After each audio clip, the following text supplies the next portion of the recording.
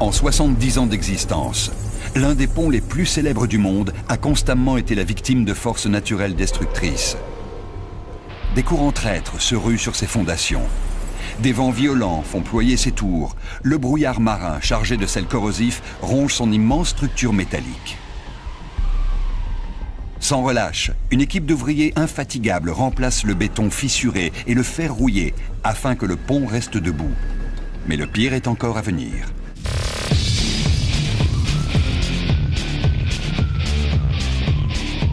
Les sismologues prévoient un tremblement de terre bien plus intense que les séismes les plus meurtriers du XXe siècle. Ces secousses briseraient le pont en 1000 morceaux. C'est la course contre la montre pour rénover le Golden Gate Bridge de San Francisco avant qu'il n'ait à affronter les forces les plus puissantes de la Terre.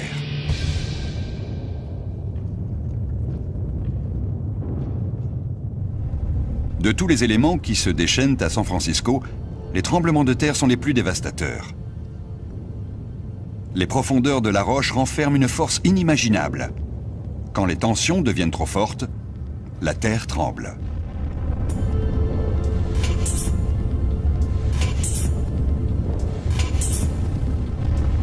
San Francisco a enduré plusieurs séismes et ce n'est pas terminé. La ville et son célèbre pont sont en continuel danger de mort.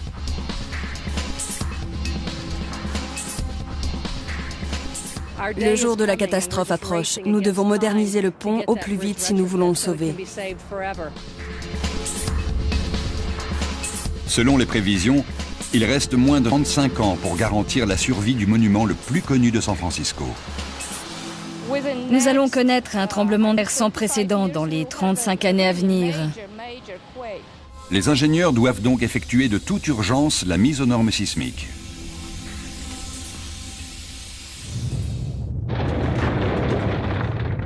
En 1906, San Francisco a été détruit par un tremblement de terre de magnitude 7,9 sur l'échelle de Richter. Le plus inquiétant, c'est que le prochain grand séisme devrait être plus violent et encore plus proche du Golden Gate Bridge, dépassant de loin ce que les concepteurs du pont avaient pu imaginer. Pour que l'acier et le béton de cette superstructure septuagénaire aient la moindre chance de résister, il faut les rajeunir. Nous adaptons le pont à un séisme de magnitude 8,3 sur l'échelle de Richter. La mise aux normes, évaluée à plus de 300 millions d'euros, consiste à renforcer et à réajuster l'ossature fatiguée du pont pour faire face à une amplitude de 8,3, un chiffre jamais atteint de mémoire d'homme. Mais avant même la construction dans le détroit du Golden Gate, les éléments s'étaient ligués pour l'empêcher d'exister. Le risque de tremblement de terre n'était pas le seul obstacle. Les vents à l'entrée de la baie de San Francisco sont beaucoup trop menaçants. La brume froide et humide attaque le métal et rend les conditions de travail infernales. Et les courants qui traversent le détroit sont bien trop forts pour qu'on puisse y bâtir quoi que ce soit. Avec de telles contraintes naturelles et la menace constante d'un tremblement de terre, pourquoi diable avoir voulu édifier un pont à cet endroit ?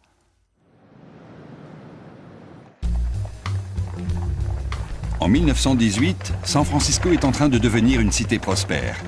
Mais son emplacement n'est pas idéal. Coincée sur une bande de terre entre la baie et l'océan, la ville aimerait pouvoir prendre ses aises.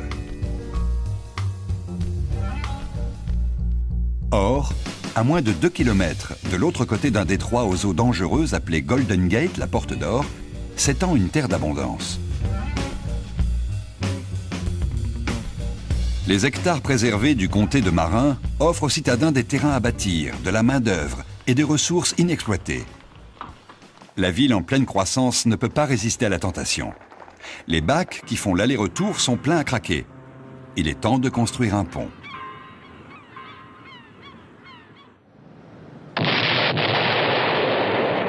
En janvier 1933, le défi du siècle est enfin sur le point d'être relevé.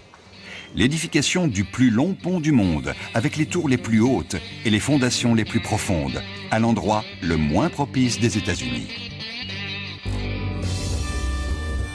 Il faudra 130 000 km de fils d'acier, la perte de 11 vies humaines et une incroyable série d'innovations techniques pour réaliser ce rêve.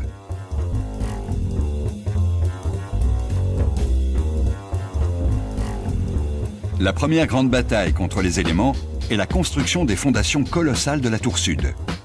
C'est un ouvrage de 90 mètres sur 50, installé à 350 mètres du rivage, au beau milieu des eaux démontées du détroit. Il y a jusqu'à 150 mètres de profondeur sous le Golden Gate Bridge, et l'embouchure est si étroite que les courants sont très rapides.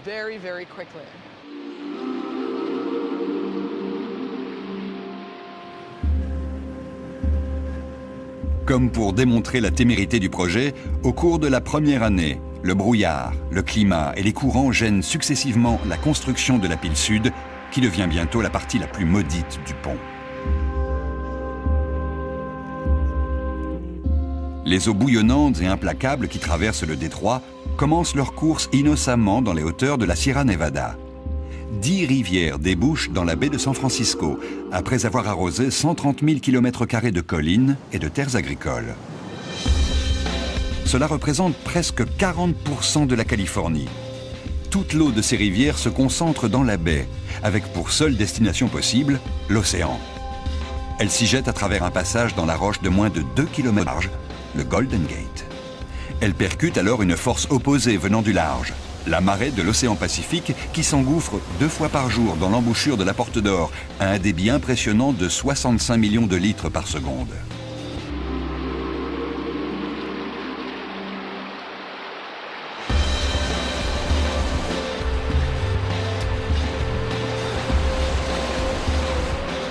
La rencontre de l'océan avec les millions de litres d'eau douce qui tentent de s'échapper de la baie donne naissance à de terribles tourbillons.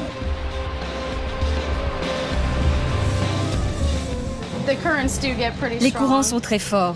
On a déjà ramassé des kayakistes qui avaient perdu leur pagaie et étaient en chemin pour Hawaï. Vous pouvez très vite être emporté au loin. Le travail préparatoire à la pose des fondations sous l'eau est effectué par des plongeurs qui descendent de barges précairement ancrées dans la roche. C'est un travail très périlleux à cause des courants contraires.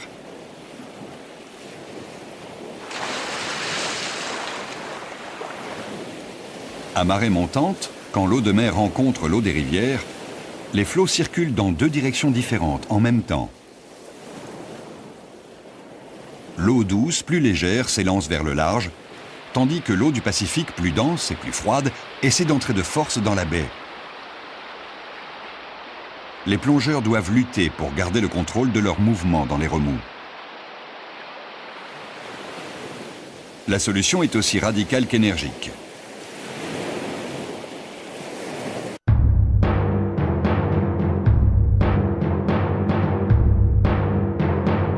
De gigantesques tubes en acier sont descendus jusqu'au fond marin et bourrés de dynamite.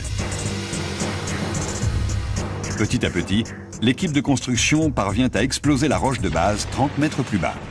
Sous les vagues, le travail progresse. Mais en surface, c'est une toute autre histoire. Les vagues sont trop fortes pour les barges et le matériel flottant. On décide de construire une jetée de 330 mètres de long afin de circuler librement entre le rivage et le chantier. Mais cette fois encore, les éléments contrarient les plans. En août 1933, c'est la catastrophe. Un cargo en direction du large s'écarte de sa trajectoire de 600 mètres et percute de plein fouet la jetée à peine achevée. Le capitaine du bateau a été aveuglé et désorienté par le brouillard estival qui s'est abattu soudainement. Il peut tomber très vite, et parfois c'est de la vraie purée de pois. On n'y voit plus rien. Dans ces cas-là, quand un gros bateau se dirige vers vous, il y a de quoi avoir peur. 2 mois plus tard, la jetée est reconstruite. Mais en octobre, une nouvelle tempête fouette les planches réinstallées depuis peu, arrachant la plateforme. On bâtit encore une autre jetée, mais le 14 décembre, elle est à son tour mise en pièces par une tempête encore plus violente. 5 mois plus tard, une nouvelle jetée est élevée, enfin assez solide pour résister à tous les imprévus.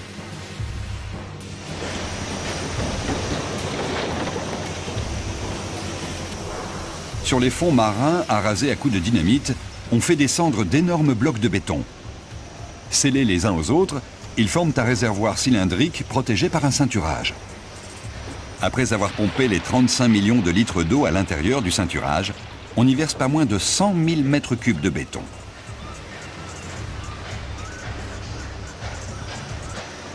Enfoncés jusqu'aux genoux dans le béton en train de prendre, les ouvriers se dépêchent de l'étaler uniformément.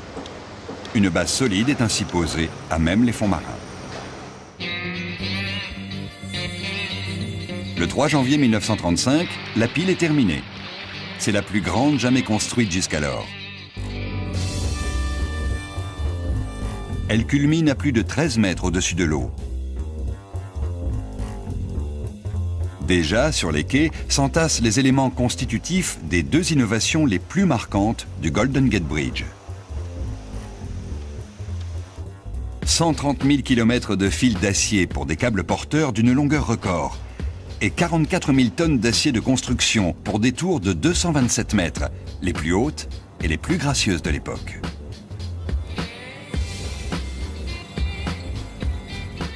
L'étape suivante dans la construction de cet extraordinaire exploit technique repoussera les limites du génie civil. Mais elle provoquera aussi la mort tragique de plusieurs personnes et vaudra aux concepteurs passionnés de ce monument majestueux une fin prématurée. Pour envisager la construction d'un pont au milieu des courants tourbillonnants, des vents furieux et du brouillard corrosif, il fallait un génie du bâtiment. Un seul homme répond à l'appel. Un Allemand résidant à Chicago, dont l'ambition et l'ego sont inversement proportionnels à sa petite taille. Sur le papier, Joseph Strauss semble convenir aussi peu à la démesure de l'entreprise que l'emplacement choisi, une terre sauvage battue par les vents et menacée par les tremblements de terre. Strauss n'a jamais bâti de pont suspendu. Il n'a pas de diplôme d'ingénieur et pourtant, il suggère de construire le pont le plus gigantesque et le plus complexe que le monde ait jamais vu au-dessus de l'impitoyable détroit du Golden Gate. Mais avec un budget de 18 millions d'euros et une force de conviction indéniable, il emporte le marché. Il rassemble alors une équipe de choc pour concrétiser son rêve.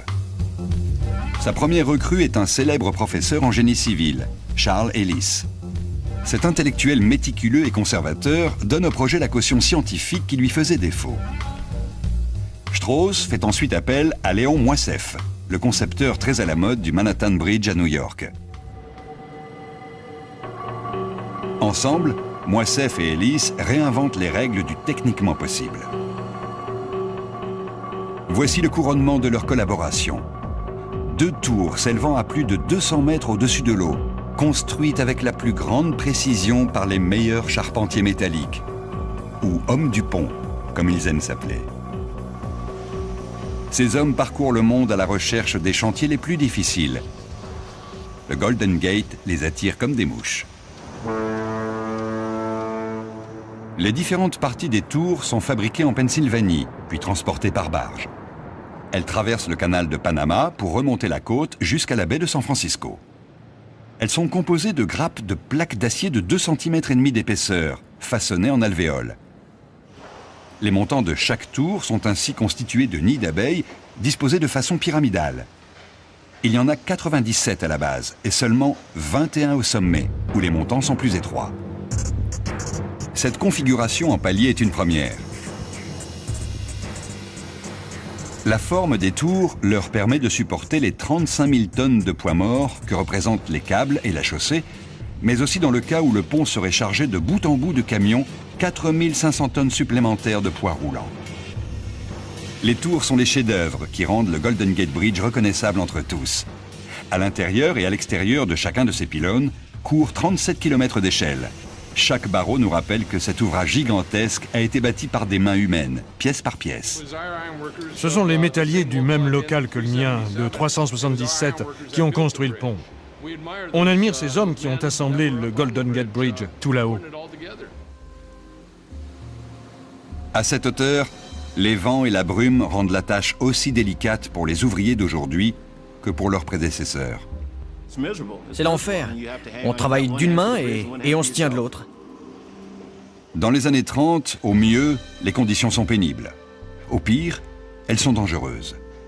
Mais le pays est en pleine dépression et le travail se fait rare. Les files d'attente s'allongent devant la soupe populaire et les propositions d'emploi. Pourtant, même si la main-d'œuvre n'est pas difficile à trouver, l'ingénieur en chef Joseph Strauss veille avec fierté au bien-être de ses ouvriers. Avec beaucoup de prévoyance, il insiste sur la sécurité. À l'époque, il est généralement accepté qu'il y aura un accident mortel pour chaque million dépensé sur un chantier. Strauss refuse de perdre une vingtaine de vies humaines pour construire son pont. Non seulement il est le premier à imposer le port du casque et les câbles de sûreté pour tous, mais il va jusqu'à tester des filtres et des lunettes de protection contre le soleil, et même un remède à base de choux contre la gueule de bois. Car ses équipes sont aussi infatigables au travail qu'après.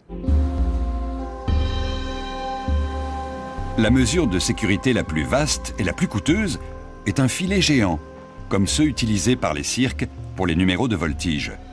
Il est suspendu sous la travée en cours de construction au-dessus de l'eau. Son prix, autour de 100 000 €, en vaut la peine. Au total, il sauvera 19 vies. Les heureux survivants formeront même un club très privé au nom bien choisi, à mi-chemin de l'enfer. En mai 1934, le drapeau américain est fièrement planté au sommet de la tour Nord, du côté de la péninsule de Marin. Un groupe d'intrépides se dresse sur le pylône le plus haut du monde. Il est constitué de 20 000 tonnes d'acier, assemblées en un labyrinthe d'alvéoles si complexe qu'il arrive aux ouvriers de s'y perdre. Les tronçons tiennent à l'aide de 300 000 rivets, tous frappés à la main. Il faut maintenant installer les câbles les plus longs et les plus larges jamais fabriqués.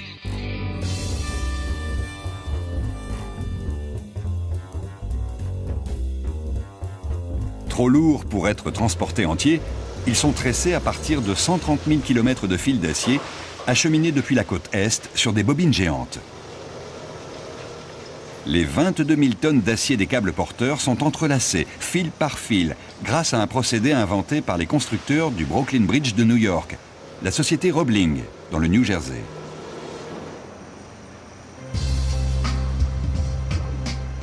La troupe d'élite a trouvé une solution ingénieuse pour accélérer la fabrication des câbles. Ce n'est pas un, mais 2 chariots qui transportent les fils individuels au-dessus de l'eau. Ils partent chacun d'un côté du pont, se rejoignent au milieu et échangent leurs charges. L'assemblage des 27 572 fils d'acier, réunis en 61 taurons, atteint le rythme record de 4 tonnes par jour. Jamais on n'était allé aussi vite.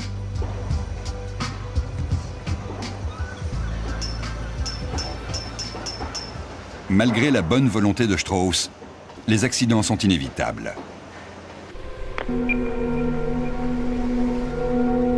Le 27 février 1937, une tragédie se produit. 2 ouvriers ramassent des débris dans le fameux filet de sécurité. Soudain, une plateforme située au-dessus de leur tête lâche. La structure de 5 tonnes ainsi que les 12 hommes qui se trouvaient dessus s'écrasent dans le filet. Il tient quelques instants, puis dans un bruit de mitraillette, se déchire comme une planche qui se fend, dira-t-on. 12 hommes tombent dans les eaux glaciales de la baie. Il n'y a que 2 survivants. L'un d'eux, gravement blessé, est repêché, accroché au corps d'un camarade qu'il croyait vivant.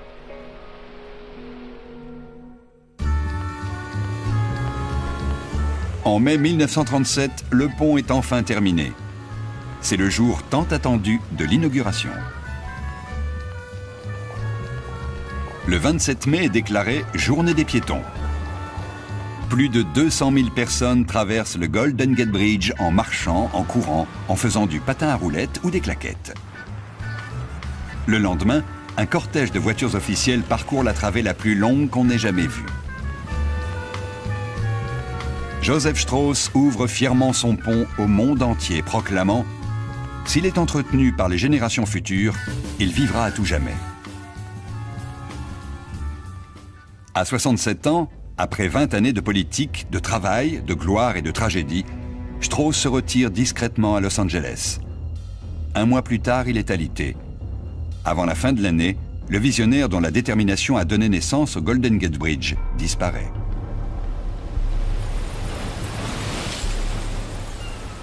Personne ne doute alors de la solidité et de la sécurité du formidable monument qu'il lègue à l'humanité. Mais 3 ans plus tard, un événement va tout changer.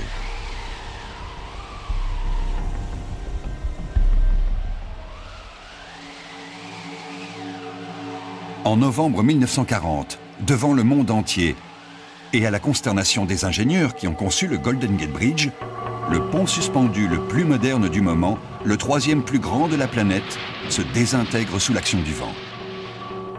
L'ingénieur de renom qui a validé toutes les études pour le Golden Gate Bridge, Léon Moisseiff, est le créateur du design révolutionnaire des 2 ponts. Après l'effondrement spectaculaire du Tacoma Narrows, il devient le coupable tout désigné. Immédiatement, les autorités responsables du Golden Gate Bridge contactent Charles Ellis, l'ingénieur adjoint à la source du concept d'origine. Ellis vérifie minutieusement tous les calculs effectués avant la construction. Il conclut entre autres que la destruction du Tacoma Narrows est due à son étroitesse. Le Golden Gate Bridge a un solide rapport entre la portée et la largeur de 47 à 1, contre seulement 72 à 1 à Tacoma. Ellis affirme que grâce à sa largeur plus confortable et à sa plus grande capacité de fléchissement, le Golden Gate Bridge ne craint rien. Comme il trône au milieu d'un couloir naturel de vent soufflant de 30 à 100 km/h, tous les responsables espèrent que les calculs d'Ellis sont fiables.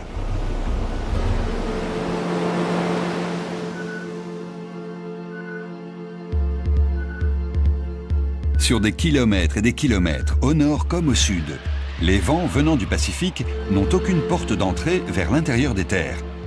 Le détroit du Golden Gate leur en fournit une. Les rafales de vent rendent la circulation dangereuse, surtout lorsque le pont est le premier obstacle rencontré par une tempête hivernale après une longue traversée. Ce qui se passe, c'est que les camions, comme ils sont plus hauts, prennent le vent de plein fouet et ils ont du mal à rester dans leur fil. 11 ans après l'écroulement du Tacoma Narrows, c'est l'heure de vérité pour le Golden Gate Bridge. Un vent de 110 km/h s'engouffre dans l'embouchure. Le souvenir de 1940 n'étant pas loin, les responsables du pont décident de le fermer à la circulation pour la première fois de son histoire. La chaussée se soulève, le pont se balance. Ellis et Moisseiff ont conçu le pont afin qu'il résiste à une flexion latérale de 8 mètres sous un vent de 145 km/h. Autrement dit, il peut osciller sur une distance équivalente à 3 breaks mis bout à bout. Aujourd'hui encore, même par temps calme, on sent qu'il tangue et fléchit légèrement sous l'effet du vent et de la circulation.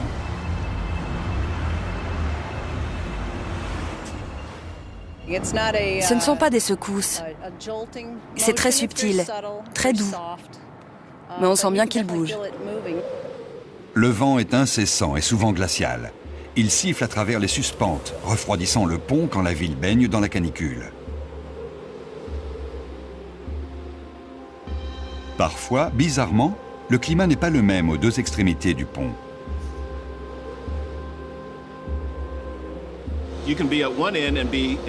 D'un côté, c'est la brume et le sale temps, et de l'autre, il fait beau et on se met en t-shirt.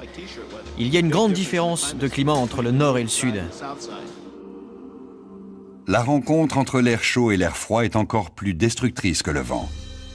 Elle est aussi à l'origine de l'image indissociable de San Francisco et du Golden Gate Bridge, le brouillard. Quand on aime, on ne compte pas. Aujourd'hui, il fait un temps magnifique. Mais je peux vous assurer que certains jours, de là où je suis, le pont semble être un mythe, parce qu'on ne voit qu'une brume glaciale.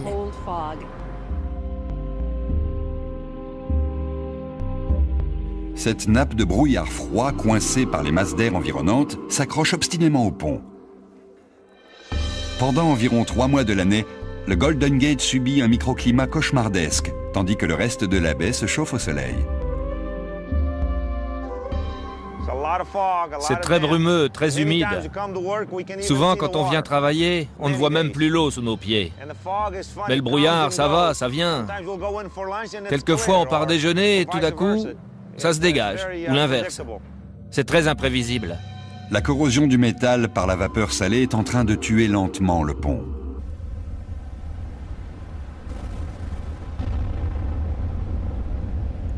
Une équipe de 55 ouvriers d'entretien travaille à plein temps à prévenir la rouille. Ils travaillent dans un recoin à côté du pont, une cachette surnommée le cimetière. Toutes les pièces à réparer passent par le cimetière, une par une.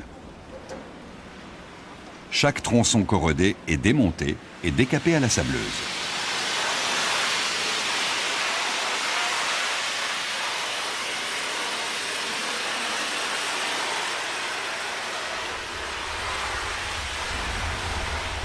Certains, comme ce montant d'escalier, sont trop rongés par le sel pour être récupérables. Dans ce cas, de nouvelles pièces sont fabriquées sur le modèle des anciennes.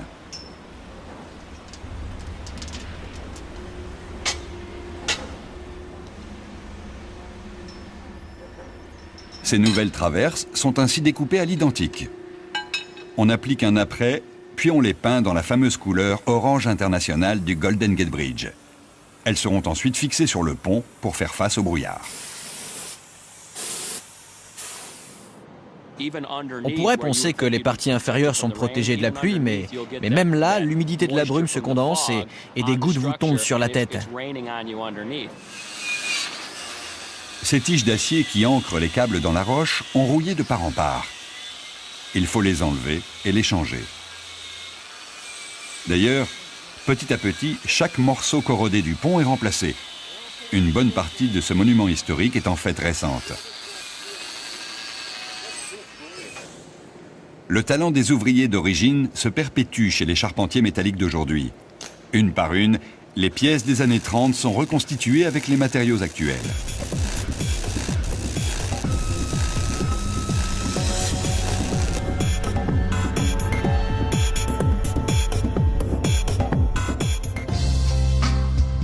Les câbles porteurs sont parmi les rares segments restés intacts depuis la construction.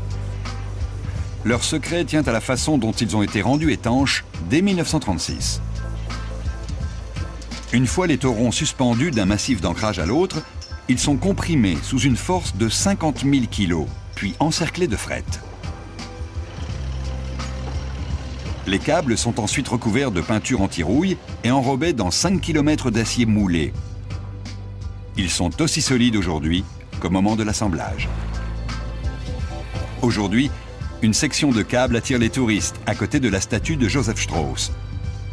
Les visiteurs glissent la main sur le tronçon, émerveillés de voir que des fils pas plus gros qu'un crayon sont capables de soutenir un pont de 800 000 tonnes dans un vent de plus de 110 km/h. Ce qu'ils ignorent, c'est qu'une force bien plus dévastatrice grandit sous leurs pieds et qu'elle menace l'existence même du pont.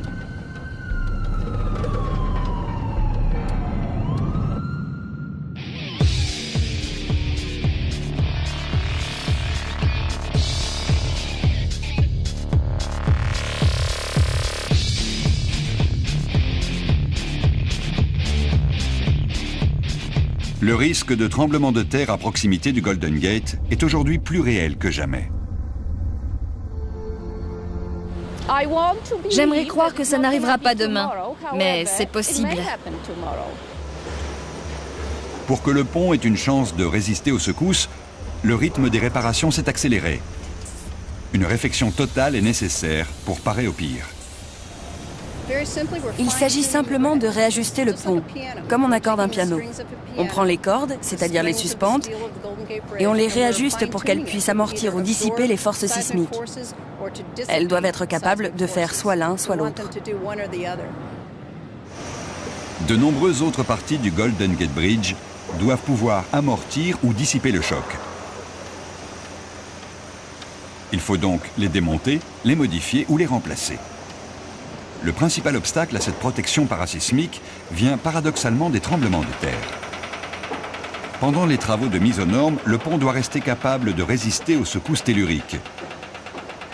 À cause de la circulation tonitruante et des usagers sur le pont 24 heures sur 24, la règle est de n'enlever que 2 rivets à la fois. On déplace les rivets 2 par 2 parce que le pont doit supporter le poids roulant, c'est-à-dire les voitures et les piétons au-dessus de nous. On est en Californie, alors un séisme est toujours possible. On ne veut pas prendre de risques. En ne retirant que 2 rivets à la fois, on garantit l'intégrité de la structure. Si un tremblement de terre se produit alors que plus de 2 rivets manquent, toute cette pyramide d'acier pourrait s'écrouler. C'est donc petit à petit que le pont retrouve une nouvelle vie. Aucune rénovation d'un pont suspendu n'est aussi délicate ni aussi complète. Derrière chaque réparation pointe le souvenir bien réel d'une catastrophe qui a frappé la baie et ses ponts il n'y a pas si longtemps.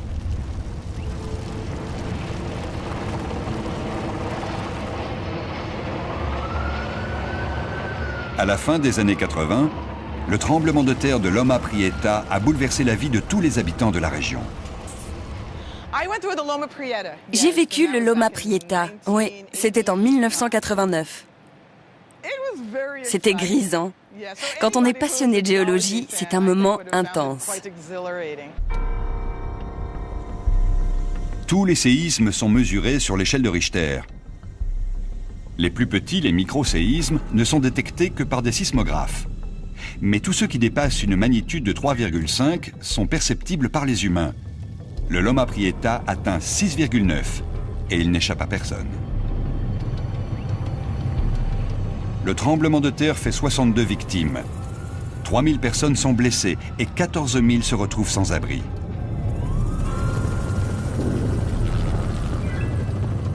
Les dégâts matériels sont estimés à plus de 5 milliards d'euros. Le jour où la terre se met à trembler, les agents de sécurité du Golden Gate Bridge entendent l'onde de choc gronder sous leurs pieds.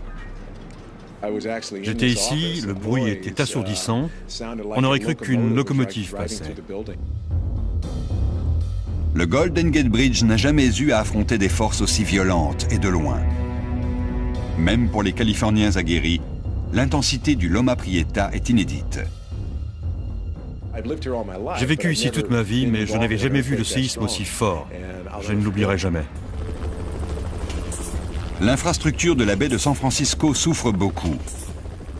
À Oakland, sur 2 km, la travée supérieure du viaduc de Cypress sur l'autoroute Nimitz s'effondre sur la travée inférieure, tuant 42 automobilistes.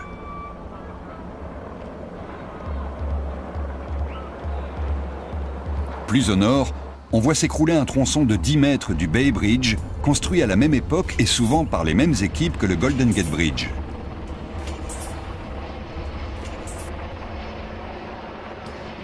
Le soir du tremblement de terre, le Golden Gate Bridge commence à se balancer. L'ingénieur en chef de l'époque, Dan Mohn, guettait ce moment. Il monte en voiture et entend de traverser le pont. Au plus fort du tremblement de terre, j'étais au milieu de la travée centrale. J'étais au volant de ma voiture et ma première impression, quand ça a commencé, c'est que j'avais un pneu crevé. Ce que Dan ressent, c'est la première secousse. 35 000 tonnes de poids morts en mouvement. Le choc est transféré de la structure à la chaussée et aux câbles qui l'amortissent en se mettant à bouger. Les suspentes se sont mises à vibrer assez rapidement. Il n'y avait pas de doute, c'était bien un tremblement de terre.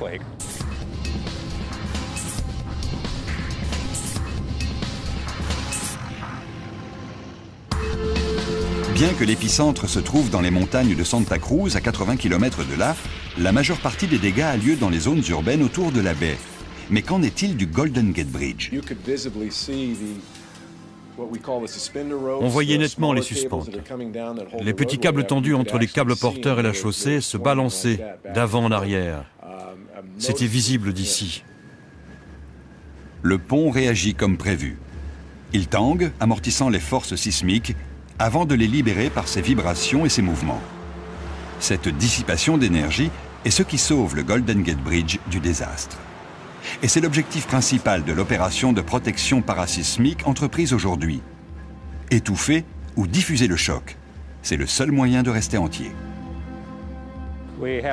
Il n'y a pas eu de dégâts structurels, juste un peu de ménage à faire. C'est pour ça que les ponts suspendus, par nature, résistent mieux aux tremblements de terre que les ouvrages rigides. Voici un ouvrage rigide. Son écroulement a provoqué une tragédie. Le Bay Bridge bénéficie lui aussi d'un programme de mise aux normes de 2 milliards d'euros. En 1989, malgré la distance avec l'épicentre, il a été détruit par l'onde de choc. Pour le Golden Gate Bridge, les constructeurs savaient que la chaussée devait pouvoir jouer sous l'action de la circulation, des vents et bien sûr des tremblements de terre. C'est le rôle des joints de dilatation installés à chaque extrémité de la travée. Quand la terre tremble et que le pont se balance, ils coulissent pour permettre à la structure de se désolidariser des viaducs d'accès de chaque côté. Cet écartement peut atteindre 43 cm. Ça correspond à des secousses considérables pour un vieux monsieur de 70 ans qui pèse 800 000 tonnes. Malheureusement, des essais récents ont montré que ça ne suffira pas si l'histoire se répète. Au petit matin du 18 avril 1906, un San Francisco en plein essor est dévasté par un tremblement de terre. La faille de San Andreas se déchire sur 477 km lorsque deux zones de Californie glissent l'une contre l'autre. Ce qui s'est passé en 1906, c'est que deux plaques continentales ont eu un mouvement brusque. Elles ont parcouru, d'après les estimations, entre 5 et 8 mètres en 40 secondes. C'est énorme. C'est comme si la Terre s'était mise à surfer.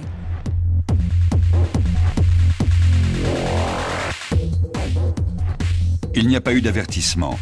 Tout est fini en 40 secondes de terreur. Des gens sont tués dans leur sommeil par la chute de débris. Des incendies sont provoqués par la rupture de canalisation de gaz. On estime à 3000 le nombre des victimes. Certaines ne seront jamais retrouvées. Plus de 28 000 bâtiments sont détruits et la moitié de la population se retrouve à la rue. Avec une magnitude spectaculaire de 7,9 sur l'échelle de Richter, le séisme a été ressenti sur presque toute la surface du globe et San Francisco a failli disparaître de la carte. Si le Golden Gate Bridge avait existé à l'époque, il aurait sans doute sombré dans la baie.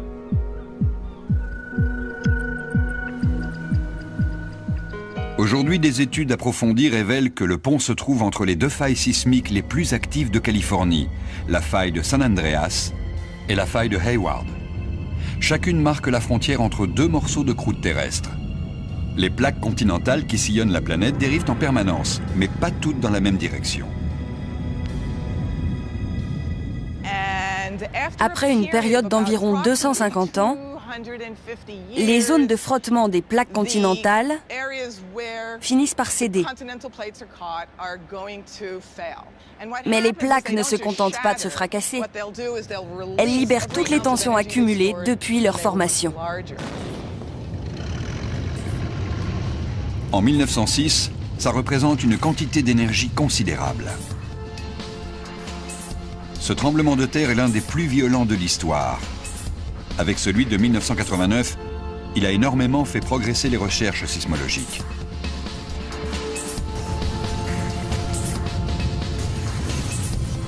Malheureusement pour le Golden Gate Bridge, ces recherches ont amené la communauté scientifique à une conclusion effrayante. Un autre séisme plus intense que le Loma Prieta et au moins équivalent à celui de 1906 est à prévoir. C'est une certitude. On ne sait pas quand il aura lieu ni combien de temps il durera, mais il est incontestable qu'un tremblement de terre va se produire sur la faille de San Andreas et qu'il sera d'une ampleur bien plus grande que celle du Loma Prieta. Compte tenu des connaissances actuelles en matière de protection parasismique, les experts estiment que le Golden Gate Bridge a besoin de toute urgence d'un rajeunissement pour espérer tenir debout. Celui-ci repose sur deux procédés essentiels. Des appuis élastiques qui isolent différentes parties du pont et des amortisseurs qui, en absorbant la force du séisme, devraient épargner la structure. Cette modernisation est compliquée et coûteuse, mais il n'y a rien de tel que de sentir la terre frémir pour vous convaincre de sa nécessité. C'est une chose d'y penser en théorie. C'en est une autre d'être réveillé au milieu de la nuit par les tremblements du lit et les claquements des volets et de se demander si le toit ne va pas s'effondrer sur votre tête. Mon engagement dans la mise aux normes antisismiques est devenu beaucoup plus personnel après cette expérience. Mais comment ce réajustement sans précédent dans les annales des ponts suspendus peut-il garantir la survie du Golden Gate Bridge lors du prochain Big One, le séisme du siècle?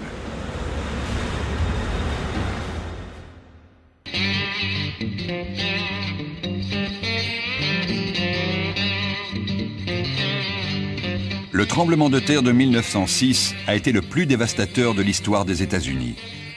Il a coûté à la Californie l'équivalent de 6 milliards d'euros actuels. Celui auquel les sismologues s'attendent dans les années à venir serait au moins aussi violent. Pour notre pont septuagénaire, c'est une très mauvaise nouvelle. Ça peut arriver demain ou dans 10 ans. Mais une chose est sûre, ça va arriver. Et ce jour-là, le Golden Gate Bridge devra être prêt. Mais où s'arrêtent les calculs? Pour quelle magnitude doit-il se préparer? L'État a engagé des experts pour déterminer l'amplitude plausible maximum d'un tremblement de terre. Et la réponse est 8,3. Un tremblement de terre d'une amplitude de 8,3 sur l'échelle de Richter est cataclysmique. À 6,9, le Loma Prieta a déjà tué plus de 60 personnes et a coûté au total 8 milliards d'euros. L'énergie dégagée par un séisme de 8,3 équivaut à la détonation de 3 milliards de tonnes de dynamite, de quoi mettre en danger n'importe quelle structure. S'il dépasse 8,3, c'est inutile de s'en faire pour le Golden Gate Bridge, parce que je ne suis pas sûr que toute la Californie de l'Ouest sera encore là. La réflexion part de l'hypothèse que le foyer du tremblement de terre, l'épicentre, est situé dans le voisinage immédiat du pont, à seulement 11 km à l'ouest de la faille de San Andreas. Les ingénieurs doivent le préparer à ce qu'on appelle le maximum prévisible. Il adapte à un séisme de magnitude de 8,3, c'est-à-dire le maximum prévisible au niveau de cette faille. Ce maximum correspond à un seuil pour le moins curieux, celui au-delà duquel une mise aux normes sismiques reviendrait à jeter l'argent par les fenêtres.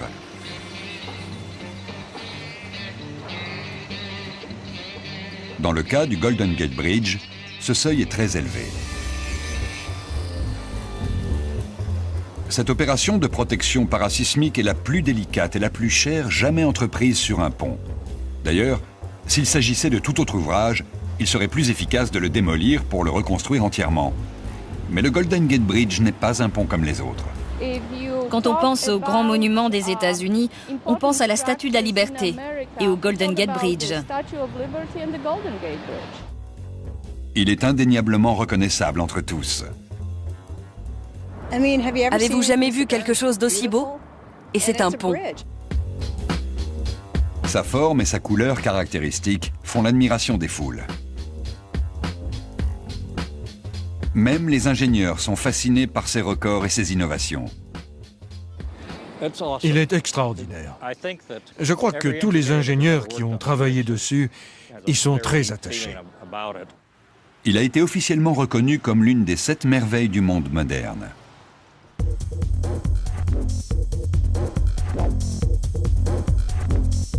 C'est une artère qui emmène presque 40 millions de véhicules par an au nord et au sud de la baie. Un péage à 4 € pour les voitures se dirigeant vers le sud rapporte plus de 65 millions par an. Ça peut paraître beaucoup, mais cet argent ne suffit même pas à l'entretien quotidien du pont. C'est donc ailleurs qu'il faudra trouver le budget colossal pour la mise aux normes sismiques.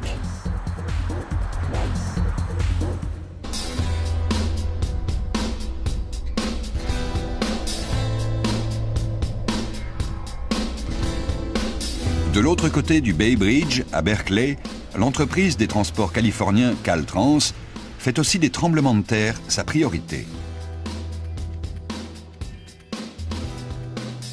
Ils ont commencé à s'y intéresser après que le Loma Prieta a détruit une bonne partie de leur infrastructure, y compris le Bay Bridge lui-même.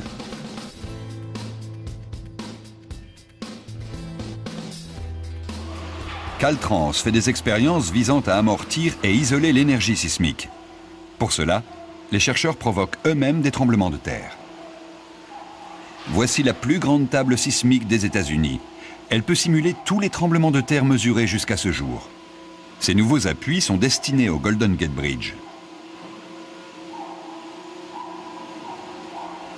Ils font partie des dispositifs qui devraient lui permettre de voir venir le siècle prochain. Formés de caoutchouc avec un cœur en plomb, ils seront disposés de façon à désolidariser les mouvements des différentes parties du pont. C'est tout le secret de la rénovation. Préparer le pont, morceau par morceau, à endosser les forces sismiques quand la Terre se met à trembler. Les travaux, qui prendront plus de 20 ans, serviront de modèle aux réfections des autres ponts suspendus. Les appuis élastiques ont déjà été installés sur le tout nouveau viaduc d'accès côté nord. Des raidisseurs ont été ajoutés à la tour nord. Tous ces joints ont été renforcés et la base a été consolidée avec des barres d'acier précontraints. La première phase est terminée. Les ouvriers peuvent maintenant se tourner vers la partie sud. Ils y installeront d'autres appuis, remplaceront les piliers et toute l'armature métallique. L'arche au-dessus du Fort Point, un ancien fort datant de la guerre de sécession, représente un vrai défi. Derrière moi se trouve l'arche de Fort Point. La modélisation informatique a montré que cette arche risque de se balancer et de se soulever au point de sortir de sa position, et même de s'effondrer. Les études ont révélé que l'arche entière, tirée vers le haut par le câble porteur, décolle de ses fondations en cas de tremblement de terre. Le mouvement en lui-même n'est pas problématique. Au contraire, il amortirait une partie du choc. Mais l'arche doit retomber exactement au même endroit quand les vibrations s'arrêtent. Nous allons donc limiter le déplacement de l'arche en renforçant l'acier dont elle est composée et en ajoutant des dissipateurs d'énergie entre les deux petits pylônes en béton qui l'entourent. De cette manière, l'arche sera ramenée sur sa base si elle se balance pendant un séisme.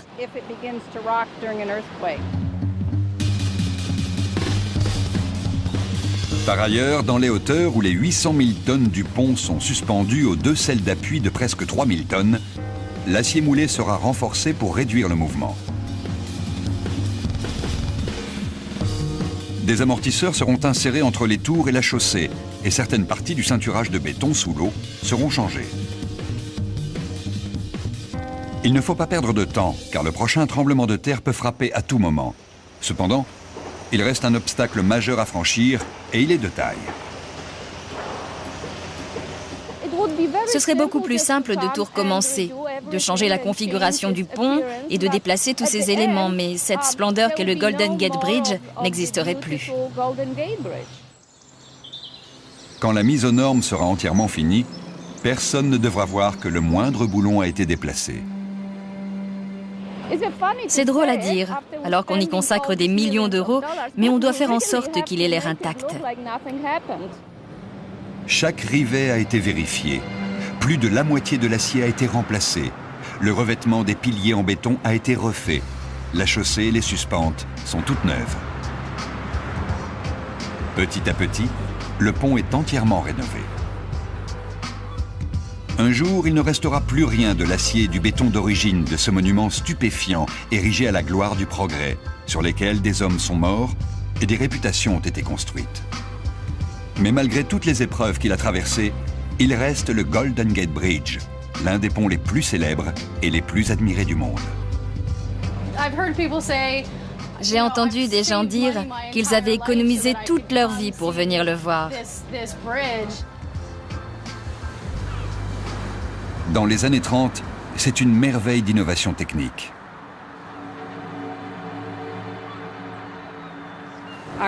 Le jour de la catastrophe approche. Nous devons moderniser le pont au plus vite si nous voulons le sauver.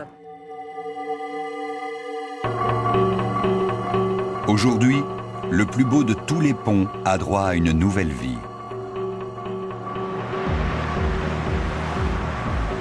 Le Golden Gate Bridge a survécu au passé. Et si sa réfection est terminée à temps, il lui reste de belles années devant lui. Mais c'est la nature qui décide.